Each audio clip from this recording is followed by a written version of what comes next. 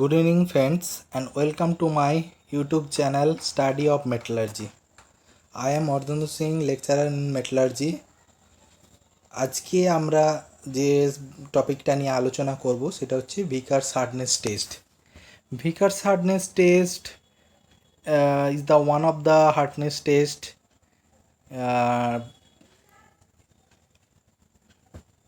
এই হার্ডনেস টেস্টটি বেসিক্যালি হচ্ছে indentation hardness test. Brinell hardness test আর রকওয়েল হার্ডনেস টেস্ট আমরা পড়েছি. যারা তোমরা আগে এখনও ব্রিনেল হার্ডনেস বা রকওয়েল হার্ডনেস টেস্টটা এখনও পর্যন্ত আমার ভিডিও দেখোনি, তারা আগে রকওয়েল হার্ডনেস এবং ব্রিনেল হার্ডনেস সম্বন্ধে একটু জেনে নাও, আমার ভিডিওগুলো ফলো করো, তারপর তোমরা ভিকার্স হার্ডনেস টেস্টটাকে দেখো, তাহলে তোমরা হার্ডনেস টেস্ট সম্বন্ধে বেটার নলেজ পাবে. তো চলো স্টার্ট করা যাক. ভিকার্স হার্ডনেস টেস্ট প্রথম আমাদের ডেভেলপড হয়েছিল 1921 by Robert L Smith and George E Sandland at Vickers Limited as an the alternative to the Brinell method to measure the hardness of material. মানে Vickers hardness টেস্টটা Brinell হার্ডনেসের একটা sub part হিসেবে বলতে পারো, similar part হিসেবে, যেটা alternative part হিসেবে আমরা ইউজ করে থাকি. ভিকার্স হার্ডনেস টেস্ট যেটা আমরা ইউজ করে থাকি, তাতে আমরা যে লোডটা অ্যাপ্লাই করি সেটা মূলত 1 থেকে 120 কিলোগ্রাম ফোর্স, মানে 1 to 120 কিলোগ্রাম ফোর্স আমরা ইউজ করে থাকি. আর লোডটাকে অ্যাপ্লাইড করি মূলত 10 to 15 সেকেন্ড, 20 থেকে 15 সেকেন্ড আমরা লোড অ্যাপ্লাই করে থাকি. আর 1 থেকে 120 কিলোগ্রাম ফোর্স আমরা ইউজ করে থাকি. ব্রিনেল হার্ডনেস টেস্টের ক্ষেত্রে আমরা মূলত 500 থেকে 3000 লোড আমরা ইউজ করে থাকি.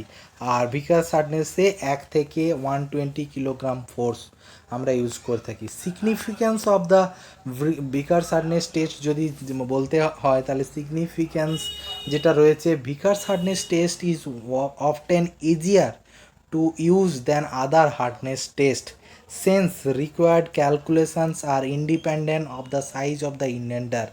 যেহেতু এখানে ক্যালকুলেশান আর independent of the size of the indenter, মানে ইন্ডেন্টারের সাইজের ওপর ডিপেন্ড করে না, তাই এখানে এটা হচ্ছে বলতে পারো ইজিয়ার টেকনিক. এক্ষেত্রে আমরা সিঙ্গেল একটি হচ্ছে আমরা ইন্ডেন্টার ইউজ করে থাকি. যেমন রকওয়েল হার্ডনেস টেস্টের ক্ষেত্রে স্কেল বাই স্কেলে আমরা হার্ডনেসের ক্ষেত্রে ইন্ডেন্টার আমরা চেঞ্জ করে থাকি.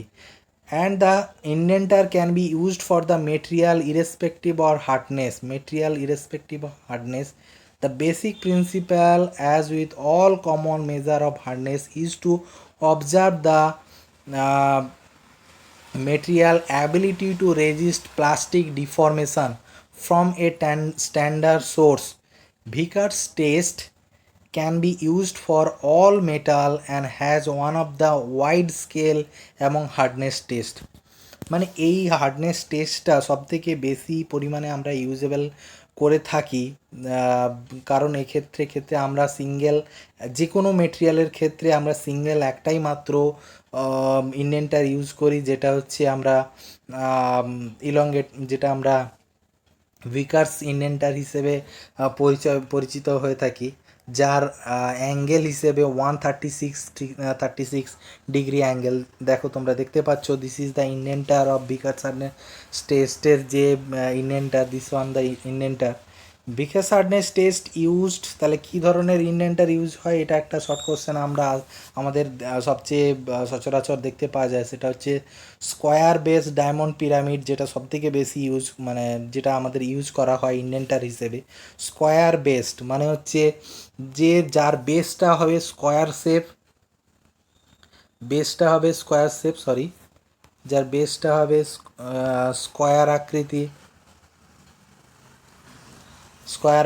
ঠিক যেমন বরফি শেপের আমাদের সুইট যেসব বরফি শেপ দেখতে পাও তোমরা, সেরকম আর কি দেখতে পাচ্ছ. এই যে ঠিক লক্ষ্য করো, যেটা হচ্ছে স্কোয়ার বেস, যার এই স্কোয়ার বেসটা হচ্ছে স্কোয়ার শেপ, আর ডায়মন্ড আকৃতি যার হচ্ছে যার অপোজিট সাইডের অ্যাঙ্গেল হচ্ছে 136 ডিগ্রি। আচ্ছা, পিরামিডাল হচ্ছে shape, opposite face of pyramid 136 degree. Vickers hardness টেস্টের যেটাকে ডিফাইন করা হয় সেটা হচ্ছে ভিএইচএন হিসেবে ডিফাইন করা হয়। ভিএইচএন ইকুয়াল টু আমরা যেভাবে হচ্ছে ক্যালকুলেট করে থাকি সেটা হচ্ছে 2p sin θ/2, 2p sin θ/2। এখানে হচ্ছে পি হচ্ছে লোড, যে পরিমাণ অ্যাপ্লাইড লোডটাকে অ্যাপ্লাইড করি, এবং সাইন থিটা হচ্ছে অ্যাঙ্গেল অফ অ্যাঙ্গেল, থিটা হচ্ছে আমাদের এই থিটা হচ্ছে টোটাল এই অ্যাঙ্গেলটিকে বলা হচ্ছে আমাদের 136 ডিগ্রি অ্যাঙ্গেল। তো এখানে ইউজ করা হয়েছে θ/2, সো θ/2 এখানে হবে 68 ডিগ্রি।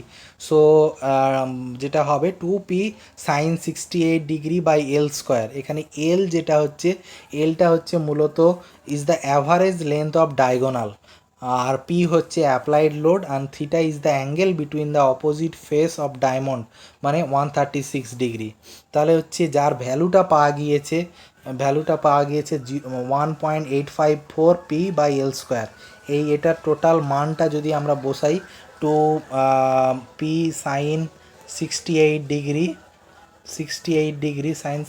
ডিগ্রির এটার মান হচ্ছে 1.854p/L²।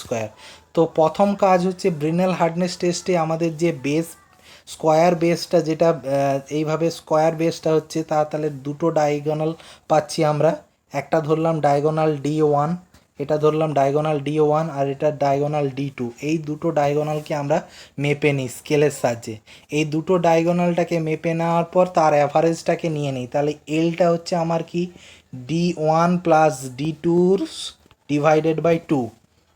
তাহলে এল হলো D1 plus D2 divided by 2, তাহলে যেটা হচ্ছে এল। তাহলে আমাদের সূত্রটা কী হবে, BHN equal to 1.854/p 1.854p divided by L²। চলো তারপরে এরপর হচ্ছে কি, ভিকার্স হার্ডনেস টেস্টে যে লোডটা আমরা লোড রেঞ্জ ইউজ করি সেটা হচ্ছে 1 থেকে 120 ডিগ্রি কেজিএফ। আর যেটা অ্যাপ্লাই করি আমরা সাধারণত হচ্ছে 10 থেকে 15 সেকেন্ড আমরা ইউজ করি। দেখো আমাদের এই মাইক্রোস্কোপের সাহায্যে এই ডায়াগোনালটাকে মাপার জন্য মাইক্রোস্কোপিক স্কেলের সাহায্যে আমরা ডায়াগোনালটাকে মাপি। দেখো এই ঠিক স্কোয়ার বেস, এটি একটা স্কোয়ার বেস, তাহলে আমরা এই একটি ডায়াগোনাল পাচ্ছি। তাহলে এই দুটো ডায়াগোনালকে মেপে তার সেই ভ্যালুটাকে অ্যাভারেজ নিয়ে আমরা ভ্যালুটাকে বার করি, ভিএইচএনের ভ্যালুটাকে বার করি। প্রসিডিওর কি, প্রসিডিওর হচ্ছে when specimen is place in Vickers machine and after applying load it produce indentation in the given sample. মানে হচ্ছে যে স্যাম্পেলটাকে আমরা ওখানে প্লেস করছি, প্লেস করার ফলে সে একটা ইন্ডেন্টেশন দিচ্ছে। সেই ইন্ডেন্টেশন দেওয়ার ফলে ডায়াগোনাল লেন্থ, আমি কি বললাম যে ডায়াগোনাল লেন্থটাকে আমরা মেজার করে নিই। ডায়াগোনাল লেন্থ অফ ইন্ডেন্টেশন আর মেজার, আর angle between the diamond face, আমরা তো জানি অ্যাঙ্গেল বিটুইন ডায়মন্ড ফেস হচ্ছে 136 degree. And from the value known after the Vickers hardness test, Vicker hardness number can be computed. মানে আমরা Vickers hardness number পেয়ে থাকি with the help of this formula. এই ফর্মুলার সাহায্যে আমরা ভিকার্স হার্ডনেস নাম্বারটাকে পেয়ে থাকি।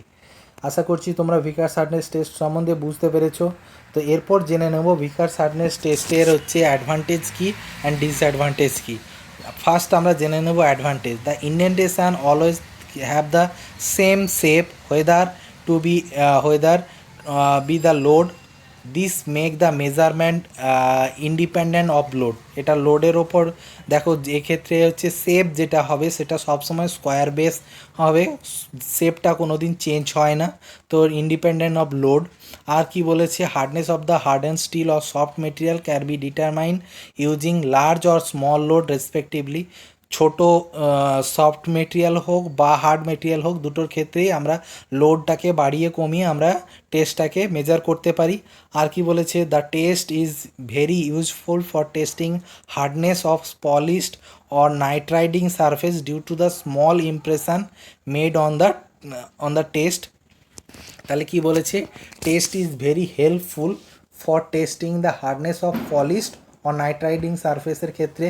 আর test is accurated and suitable for materials as thin as 0.15 millimetre. যেহেতু আমরা এক্ষেত্রে কি 1 কিলোগ্রাম ফোর্স পর্যন্ত অ্যাপ্লাই করতে পারি, তাই হচ্ছে মেটেরিয়ালটা খুব থিন মেটেরিয়ালের ক্ষেত্রেও আমরা এই অপারেশনটাকে ইউজ করতে পারি।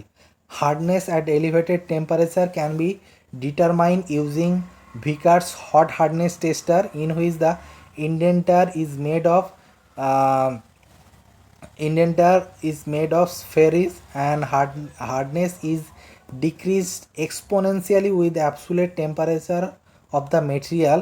এখানে যে হার্ডনেসের সঙ্গে রিলেশনটা রয়েছে টেম্পারেচার, এটা অনেক সময় আমাদের আসে, সেটা হচ্ছে hardness H equal to A into e⁻⁻bt, where the A and B is the constant. আচ্ছা, তো এই তাহলে এখান থেকে আমরা বুঝতে পারলাম যে যদি আমার টেম্পারেচারটা খুব পরিমাণ বাড়ে তাহলে আমাদের কী হবে, হার্ডনেসটা যত টেম্পারেচার বাড়বে তাই মেটেরিয়ালের হার্ডনেসটা কমবে। তাহলে হচ্ছে বলতে পারো হার্ডনেসের ভ্যালু বাড়বে যত টেম্পারেচার কমবে। That is the its inversely proportional. আর এরপরে যে হচ্ছে ডিসঅ্যাডভান্টেজ যেটা রয়েছে সেটা হচ্ছে it take more time for each measurement. এটার ক্ষেত্রে বেশি পরিমাণ টাইম, মানে অন্যান্য ক্ষেত্রে রকওয়েলের ক্ষেত্রে যেটা ক্ষেত্রে 1 মিনিটের মধ্যে আমরা ভ্যালুটা পেয়ে থাকি, সেই দিক থেকে দেখতে গেলে রকওয়েলের থেকে ভিকার্স হার্ডনেসে আমরা ডায়াগোনাল লেন্থটাকে মেজার করতে হচ্ছে, সেক্ষেত্রে একটা টাইম লাগছে। তাই এটা হচ্ছে ইন্ডাস্ট্রিয়াল স্কেলের ক্ষেত্রে বলতে পারো it's a not suitable for industrial scale. And when irregularities are present then the measurement taken by Vickers show more deviation than those for Brinell hardness test। Brinell hardness টেস্টের যদি আমরা সব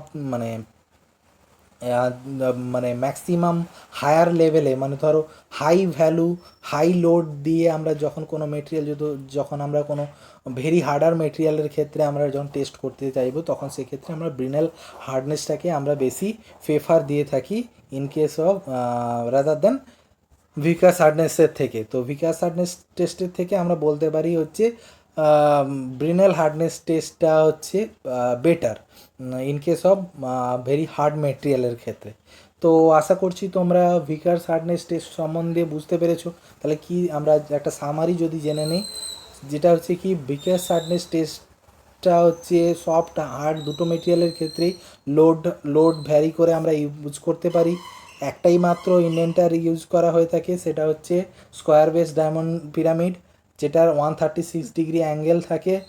আর লোড ইউজ করা হয় 1 থেকে 20 kilogram KGF force, আর 10 থেকে 15 second use করা হয়।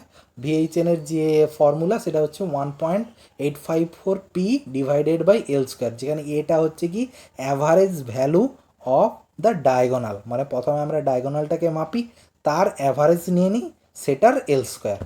ওকে, আশা করছি তোমরা ভিকার্স হার্ডনেস সম্বন্ধে বুঝতে পেরেছো। Thank you for watching this video. Okay, till then, thank you. Okay, bye.